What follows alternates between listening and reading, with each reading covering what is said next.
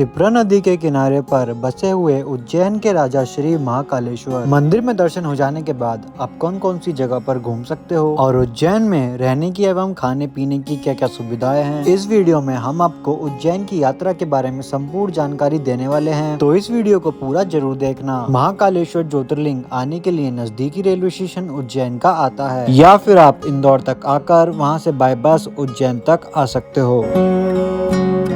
उज्जैन का famous poha breakfast करने के बाद मैं निकल पड़ा दर्शन के लिए, लेकिन दर्शन से पहले सभी भक्तगण शिप्रा नदी के पावन जल में स्नान करके महाकालेश्वर की यात्रा प्रारंभ करते हैं। महाकालेश्वर के मंदिर में अगर आप निशुल्क में भस्म आरती में शामिल होना चाहते हो तो भारत माता मंदिर के पास में काउंटर बना हुआ है, वहां से आप फॉर्म भर के भस्म आरती में शामिल हो सकते हैं। और भस्म आरती का समय सुबह 4 बजे से लेकर 6 बजे तक का होता है। और अगर आप जल अभिषेक करना चाहते हो तो जल अभिषेक का टाइमिंग सुबह 8 बजे से लेकर 12 बजे तक का होता है, लेकिन शायद अभी जल अभिषेक की क्रिया को रोक दिया गया है, तो आप जाने से पहले एक बार चेक जरूर कर लेना। मंदिर के अंदर अभी हम दर्शन करके आ चुके हैं और साधारण लाइन से दर्शन करने में हमें 30 मिनट का समय लगा, लेकिन जब भीड़ ज्यादा होती है तो 4 से 5 घंटे का समय लगता है दर्शन करने में। तो जल्दी दर्शन करने के लिए जो बड़ा गणेश जी का मंदिर बना हुआ है उसके पास में ही VIP टिकट काउंटर बना हुआ है, वहाँ से आप 250 रुपए में VIP टिकट लेकर जल्द से जल्द दर्शन कर सकते हैं। महाकालेश्वर मंदिर में दर्शन करने के बाद आपको बाहर आते ही ये बड़ा गणेश जी का मंदिर नजर आएगा, यहाँ पर भी आप दर्शन जरूर करना।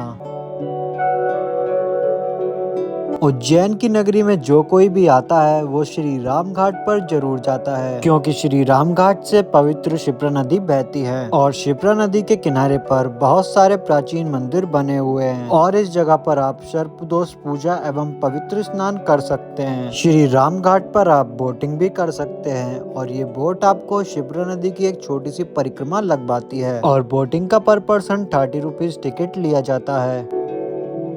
और अभी हम आ चुके हैं हरसिद्धि माता के मंदिर में। यह मंदिर महाकालेश्वर मंदिर से मात्र 5 मिनट की ही दूरी पर है और इस मंदिर में होने वाली संध्याकालीन आरती को देखने के लिए भारी संख्या में भक्तगण यहाँ पर आते हैं और इस मंदिर में 5 बजे से ही आरती की तैयारियां शुरू की जाती हैं। और आप वीडियो में देख ही रहे होंगे कि माता रानी के भक्तगण दीप स्तंभ पर चढ़कर दीप प्रज्वलित करते हैं और इस मंदिर में आरती का समय शाम के 7 बजे का है और यहाँ के लोग इस आरती को काफी धूमधाम से करते हैं।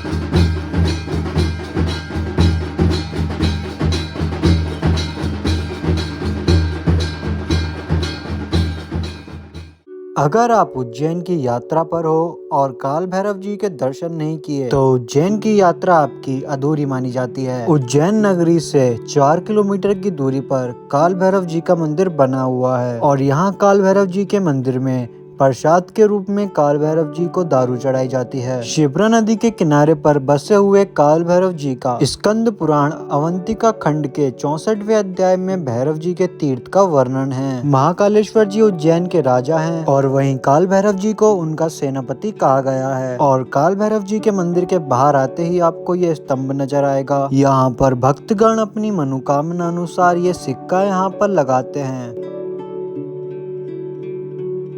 अभी हम गढ़कालिका शक्तिपीठ मंदिर में हैं। यह मंदिर काल भैरव मंदिर से 1.5 किलोमीटर की दूरी पर है और उज्जैन में 2 शक्तिपीठ माने गए हैं। सबसे पहला ये हरसिद्धि माता मंदिर आता है और दूसरा ये गढ़कालिका माता मंदिर। और कहा जाता है कि इसी जगह पर सती के अंश गिरे थे। माना जाता है कि इस मंदिर की स्थापना महाभारत काल में हुई थी और सम्राट हर्षवर्धन जी ने इस मंदिर का पुनर्निर्माण किया था।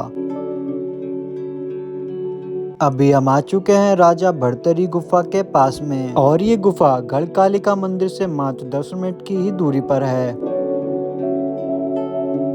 सबसे पहले हम गुफा नंबर 1 में जाने वाले हैं। गुफा नंबर 1 राजा भर्तृहरि जी की गुफा है और गुफा के अंदर जाते वक्त आपको बहुत ही ध्यान से अंदर जाना है, क्योंकि यहाँ पर गुफा जमीन के अंदर होने के कारण ऑक्सीजन की भी कमी हो सकती है। माना जाता है कि 2500 वर्ष पहले गुरु गोरखनाथ जी ने यहाँ पर तपस्या की थी। उसके बाद में राजा भर्तृहरि जी ने यहाँ पर 12 वर्षों तक तपस्या की थी और कहा जाता है कि गुफा नंबर 1 से महाकालेश्वर मंदिर व 4 धाम के लिए रास्ता जाता है। गुफा नंबर 1 से बाहर आने के बाद आपको गुफा नंबर 2 नजर आएगी। माना जाता है कि गुफा नंबर 2 राजा गोपीचंद जी की तपस्या स्थल थी और इसमें जाते वक्त भी आपको संभल कर ही जाना है। भर्तृहरि गुफा से मात्र 5 मिनट की ही दूरी पर ये ऋणमुक्तेश्वर महादेव जी का मंदिर बना हुआ है। इस जगह पर आपको 600 साल से भी पुराना ये वट वृक्ष दिखाई पड़ता है और यहीं पर बनी इस गौशाला में आप अपनी स्वेच्छानुसार गौ सेवा भी कर सकते हैं।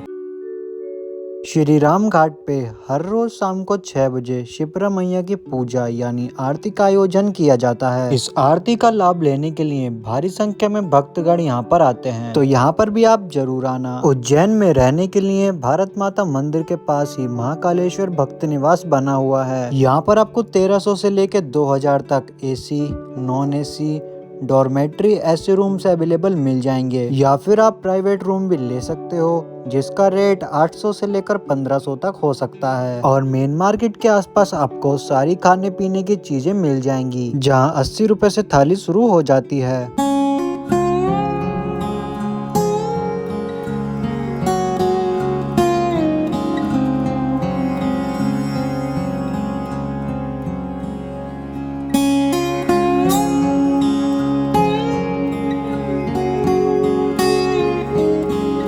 महाकाल के मंदिर में दर्शन हो जाने के बाद मंदिर परिसर में बिल्कुल पास में ही महाकाल कॉरिडोर बना हुआ है और जितना ये ब्यूटीफुल दिन में नजर आता है उससे कहीं ज्यादा खूबसूरत ये रात में नजर आता है। और 6 बजे के बाद यहाँ की लाइटनिंग चालू हो जाती है।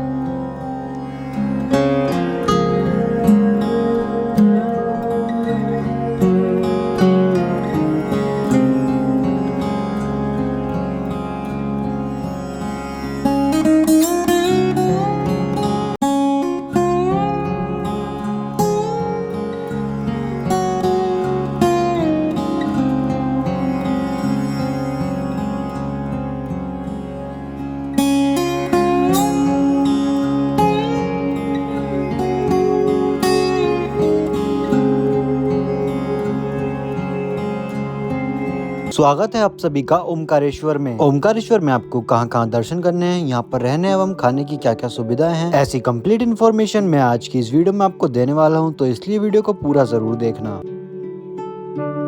महाकालेश्वर के दर्शन हो जाने के बाद उज्जैन के बस स्टैंड से सुबह के 7 बजे की बस पकड़कर मैं निकल चला ओमकारेश्वर की ओर। अगर आपको उज्जैन से ओमकारेश्वर की बस नहीं मिलती है तो आप इंदौर आकर इंदौर के सरवटे बस स्टैंड से बस ले सकते हैं और बस का किराया 220 रुपए पर पर्सन होता है। और उज्जैन से ओमकारेश्वर 140 किलोमीटर की दूरी पर है और बस आपको 5 से 6 घंटे ब्यूटीफुल नजारे दिखाते हुए ओमकारेश्वर के बस स्टैंड तक लेकर आती है। और यहाँ से ओमकारेश्वर 1 से 1.5 किलोमीटर की दूरी पर है और यहाँ से आप पर पर्सन 10 या 20 रुपए देकर ओमकारेश्वर तक जा सकते हैं ऑटो से। ओमकारेश्वर में आते ही पवित्र नर्मदा मैया के जल में स्नान करने के बाद मैं निकल पड़ा ओमकारेश्वर मंदिर की ओर। मंदिर तक जाने के लिए आपको नर्मदा नदी पर बने हुए इस ब्रिज पर यानी कि नर्मदा सेतु से होते हुए नर्मदा मैया के दर्शन करते हुए आप पहुंच जाएंगे ओमकारेश्वर मंदिर में। ओमकारेश्वर ज्योतिर्लिंग नर्मदा नदी के तट पर बसा हुआ है और जिस द्वीप पर ये मंदिर है वो चारों तरफ से नर्मदा नदी से घिरा हुआ है, जो ओम आकार का दिखाई पड़ता है, इसलिए इस जगह को ओमकारेश्वर कहते हैं। 12 ज्योतिर्लिंगों में से ओमकारेश्वर ज्योतिर्लिंग का चौथा स्थान है और इस मंदिर में जो ज्योतिर्लिंग है वो पंचमुखी रूप में स्थापित है और इस जगह पर 33 कोटि देवी देवताओं का वास है।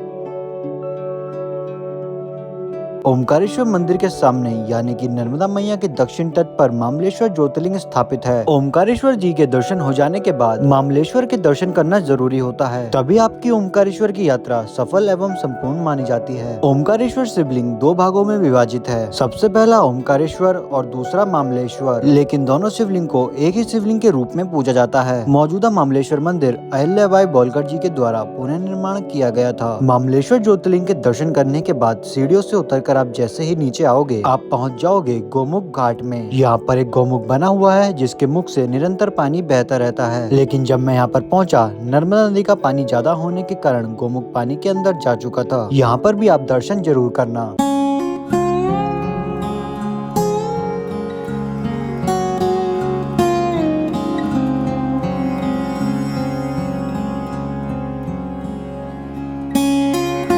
ओमकारेश्वर की यात्रा पर जो कोई भी आता है वो नर्मदा नदी में एक बार बोटिंग जरूर करता है। ओमकारेश्वर के गोमुख घाट से आपको बोटिंग मिल जाएगी और बोट वाला आपको 4 से 5 पॉइंट घुमाता है और बोटिंग का पर पर्सन 100 से 200 रुपया लिया जाता है। तो यहाँ पर आकर बोटिंग आप जरूर ट्राई करना। और बोट से परिक्रमा करते वक्त बोट आपको इस डैम के बिल्कुल पास में लेकर आती है और यहाँ पर आने के बाद बहुत ही बढ़िया नजारा आपको देखने को मिलेगा। और यहाँ से दो नदियाँ अलग हो जाती हैं, नर्मदा नदी और दूसरी तरफ से कावेरी नदी, और आगे चलकर इन दोनों नदियों का संगम होता है। और आप देख सकते हैं परिक्रमा मार्ग कितना बढ़िया है। सामने परिक्रमा मार्ग है और साथ ही में आपको नर्मदा मैया के दर्शन भी होते हैं।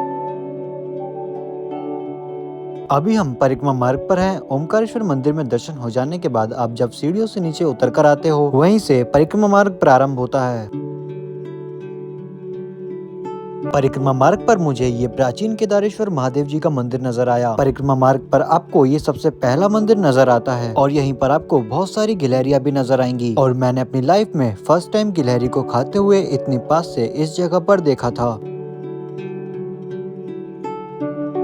परिक्रमा मार्ग कुल 7 से 8 किलोमीटर का है और इसे आपको तय करने में 1.5 से 2 घंटे का समय लग सकता है। परिक्रमा करते वक्त नर्मदा मैया आपके साथ में ही चलती हैं और आपकी यात्रा को और भी खूबसूरत बना देती हैं। और लगभग आधा घंटा परिक्रमा करने के बाद मैं संगम स्थान तक पहुंच चुका हूं। यहाँ पर नर्मदा और कावेरी नदी का संगम स्थान है और मैंने जो आपको डैम के पास में दिखाया था, ओमकारेश्वर डैम के पास में नर्मदा और कावेरी नदी अलग हो जाती है और वो दोनों आगे बढ़ते हुए इस जगह पर आकर मिलती है, इसलिए इस जगह को संगम स्थान बोला गया है। संगम स्थान में दर्शन करने के बाद सीढ़ियों से थोड़ा ऊपर आने के बाद आपको ये ऋणमुक्तेश्वर महादेव जी का प्राचीन मंदिर नजर आएगा। यहाँ पर दर्शन करने के बाद ही आगे की परिक्रमा चालू की जाती है। ऋणमुक्तेश्वर मंदिर से लगभग आधा घंटा चलकर आने के बाद आप इस गौरी सोमनाथ मंदिर के पास में पहुँच जाओगे।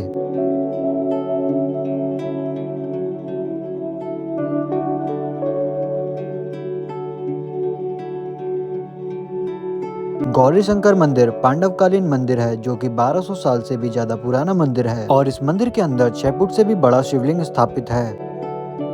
इस मंदिर के अंदर टोटल 2 फ्लोर्स हैं और सीढ़ियों से जाने वाला रास्ता काफी ज्यादा सक्रिय है। और गौरी सोमनाथ मंदिर पौराणिक एशियन टेम्पल है और यहाँ पर आपको नक्काशी काम भी देखने को मिलते हैं। और इस मंदिर के पहली मंजिल पर एक शिवलिंग स्थापित है। गौरी सोमनाथ मंदिर में दर्शन करने के बाद 5 मिनट चलते ही आपको ये शिव जी की प्रतिमा नजर आएगी। इस मंदिर में दर्शन करने के बाद अपनी परिक्रमा को जारी रखिए।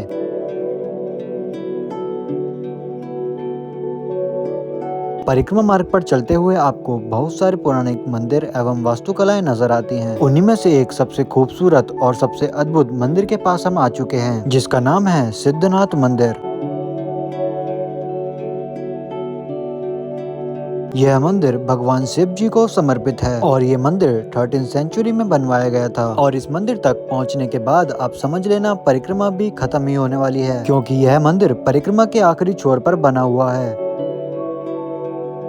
सिद्धनाथ मंदिर से आप 10 से 15 मिनट चलने के बाद नर्मदा नदी के किनारे पर बने हुए इस ब्रिज के पास पहुंच जाओगे और इस ब्रिज के ऊपर से चलते हुए आप ओमकारेश्वर ज्योतिर्लिंग के पास पहुंच जाओगे और इस तरह से आपकी परिक्रमा पूर्ण हो जाती है। ओमकारेश्वर में ब्रह्मपुरी घाट पर शाम को 7 बजे नर्मदा मैया की आरती की जाती है, तो यहाँ की आरती में आप जरूर शामिल होना।